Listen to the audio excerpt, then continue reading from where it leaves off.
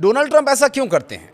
उन्हें सारी दुनिया का क्रूड ऑयल, पेट्रोकेमिकल्स क्यों चाहिए? क्या करना चाहते हैं वो? दरअसल उनकी कोशिश ये है कि तेल, जो ईंधन का एक बहुत ही व्यापक और ज़रूरी रूप है, उस पर कम से कम उनका नियंत्रण हो जाए और उनके द्वारा बनाए हुए नियमों को दुनिया में माना जाए, ताकि ट्रंप की वाह सब तरफ हो और वो सबसे पावरफुल लीडर हो। हर कोई यही चाहता है कि मैं सबसे पावरफुल हूँ, मेरे पास सारा पैसा हो, और अमेरिका और ट्रंप भी कुछ ऐसा ही चाहते हैं। लेकिन अमेरिका शायद ये बात भूल रहा है कि रूस अपने आप में पावरफुल तो है ही, पुतिन भी एक ज़बरदस्त पावरफुल नेता हैं, लेकिन अमेरिका की इस हरकत ने एक बार फिर से रूस के साथ उनकी तनाव की स्थिति को और तनावपूर्ण और ख़तरनाक मोड़ पर ला खड़ा किया है। बात करेंगे इस बारे में पूरे विस्तार से, ये खबर आपको बताएंगे। नमस्कार, मैं हूं आशीष त्रिपाठी और उत्तरी अटलांटिक महासागर में हफ्तों से चले हाई वोल्टेज ड्रामे के बाद अमेरिका ने जो किया वो जियोपॉलिटिकल लेवल पर, यानी विश्व की राजनीति में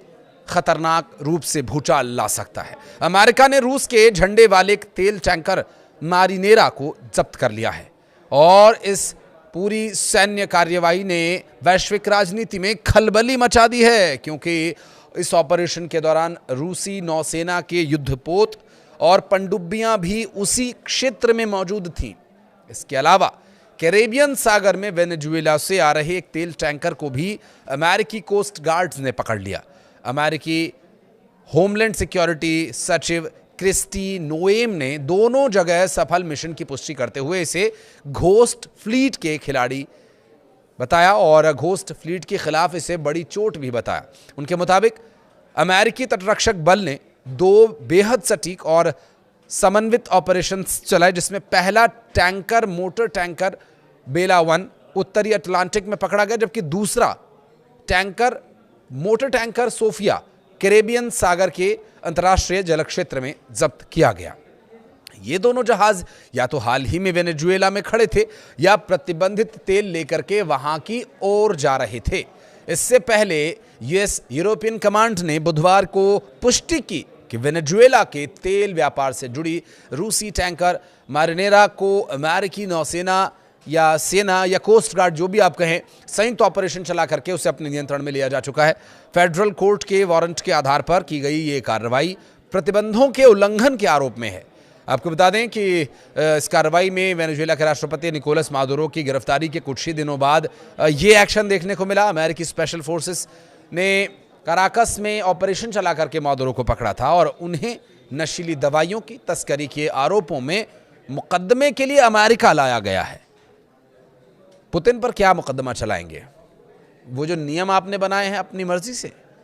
वेनेजुएला के वरिष्ठ अधिकारियों ने इसे अपहरण करार देते हुए कहा कि अमेरिका वेनेजुएला के विशाल तेल भंडारों को हड़पने की साजिश रच रहा है। तो क्या गलत कहा? हाल के वर्षों में यह बहुत कम देखा गया है कि अमेरिकी सेना ने रूसी झंडे वाले किसी वाणिज्यिक जहाज को इस तरह से समुद्र के बीच में जब्त किया हो।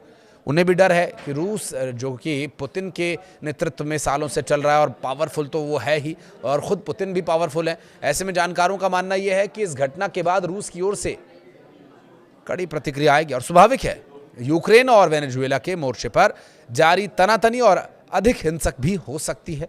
अब अंतर्राष्ट्रीय स्तर पर व्लादिमीर पुतिन, जो कि खुद सेना के सिपाही जनरल और अब देश के प्रमुख तक हो गए हैं, उनकी सोच और उनके द्वारा लिया जाने वाला एक्शन, अभी हाल ही में चाहे उनकी मुलाकातें ट्रंप से होती रही हों, लेकिन अब जो कुछ होने वाला है वो एक, हालांकि अभी तक कोई उन्होंने बहुत बड़ी प्रतिक्रिया या सीधे तौर पर प्रतिक्रिया नहीं दी है, क्योंकि टैंकर पर रूसी झंडा ज़रूर लगा था, लेकिन रूस की तरफ से इस पर कोई भी ऑफिशियल अभी अनाउंसमेंट नहीं की गई है। इसके 2 मतलब है, या तो वो इस तेल टैंकर को पूरी तरह से छोड़ देना चाहते हैं, इससे कोई लेना देना नहीं रखना चाहते, अंतर्राष्ट्रीय स्तर पर अमेरिका के नियमों का कोई उल्लंघन नहीं करना चाहते, और या फिर ये तूफान से पहले की खामोशी है।